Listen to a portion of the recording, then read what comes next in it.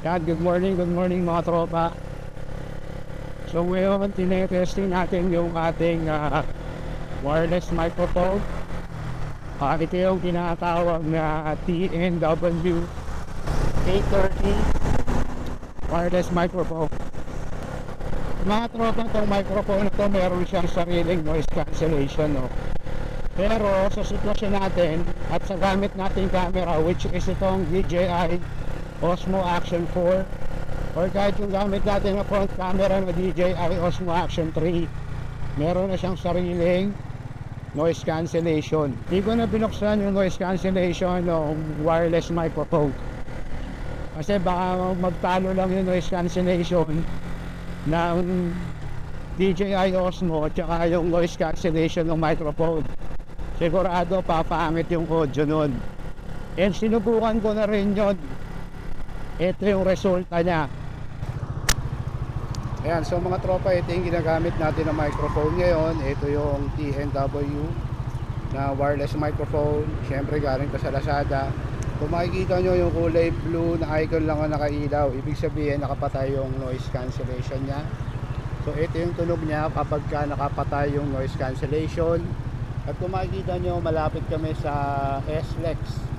So lahat ng ingay ng mga dumadaan, siguradong nasasagap nito. Ngayon, ite-testing naman natin yung noise cancellation feature. Pipindutin lang natin itong kulay yellow na button. Yan, pag nakapula na siya, ibig sabihin may noise cancellation na siya. Pakinggan natin kung may nabago ba. And iraran din natin ito na tumatakbo yung motor para malaman natin kung possible ba ito na gamitin for motovlogging or mas okay pa rin yung naka-wire. Okay. So ayun mga tropa, ito pa rin, gamit pa rin natin syempre yung ating TNW na wireless microphone, but this time naka-on na yung kanyang noise cancellation feature. Yes, mic 1, 2, noise cancellation on, TNW wireless microphone. Kung maririnig nyo dyan sa video na yan, nakabukas yung noise cancellation ng wireless microphone. Kung mapupunan nyo yung tunog ng audio, sobrang distorted. Sinubukan ko rin siya sa Action 3, gumagana naman, pero first time natin susubukan siya for motovlogging. Tingnan lang natin or pakinggan lang natin kung nakakasagap ba ng magandang audio yung TNW 830 na wireless microphone. By the way, nandito lang ako sa paligid namin. Bale, ikot-ikot lang, testing lang natin kung okay ba siya sa motovlogging, kung klaro ba yung audio niya. Kasi kung pwede, kung uubra siya, gagawin ko siyang alternative na microphone for motovlogging. And isa pa, kung kunyari, kagaya ngayon, hindi ako naka full face. Usually kasi pag motovlogging, mga naka full face na helmet kasi yung camera nakamount sa chin ng full face. And since meron din akong half face na helmet,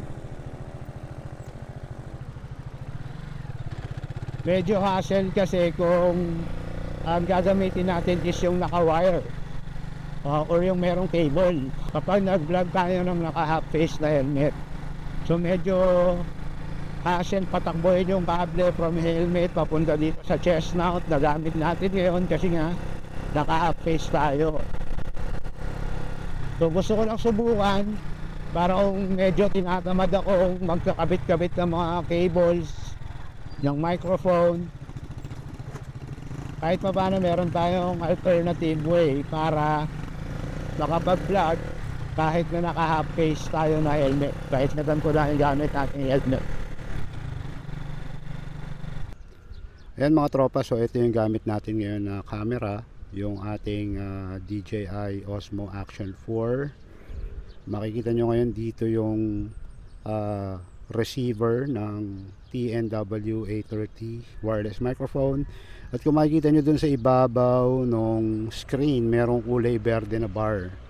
Ayan po yung monitoring ng Action 4 para malaman kung meron siyang signal na pumapasok galing sa microphone. Ito nga pala yung microphone na ginagamit natin. Ayan, wireless microphone TNW 830. Tapos kung mapupunan nyo, yun o, meron siyang kulay blue na LED or ilaw. So ibig sabihin niya nakapatay yung noise cancellation. Ang DJI Osmo Action kasi meron na siyang sariling noise cancellation, kaya hindi ko na binubuksan yung noise cancellation netong TNW na microphone natin. Ngayon, para malaman nyo kung ba't hindi ko na kailangan gamitin yung noise cancellation ng microphone, yon ay dahil sa ganitong epekto. Bubuksan natin yung noise cancellation ng microphone. So pindutin lang natin tong kulay dilaw na button. Makikita nyo, yon, nagkaroon ng kulay pula na LED. Ibig sabihin niya nakabukas na yung noise cancellation ng microphone. Ang problema, siguro naman napupunan nyo na yung boses ay medyo distorted. Ayan mga tropa, no? Bali pauwi na tayo. Hopefully maganda yung pagkaka-testing natin dito sa ating wireless microphone. Kagaya ng sinabi ko kanina, hindi na natin kailangan na buksan pa yung noise cancellation feature nitong microphone na ito, kasi yun mismo Osmo Action ay may sarili na siyang noise cancellation feature. Hopefully pagdating sa edit, maganda yung kalabasan ng audio para kahit pa paano magamit ko to as alternative microphone sa aking DJI Osmo Action.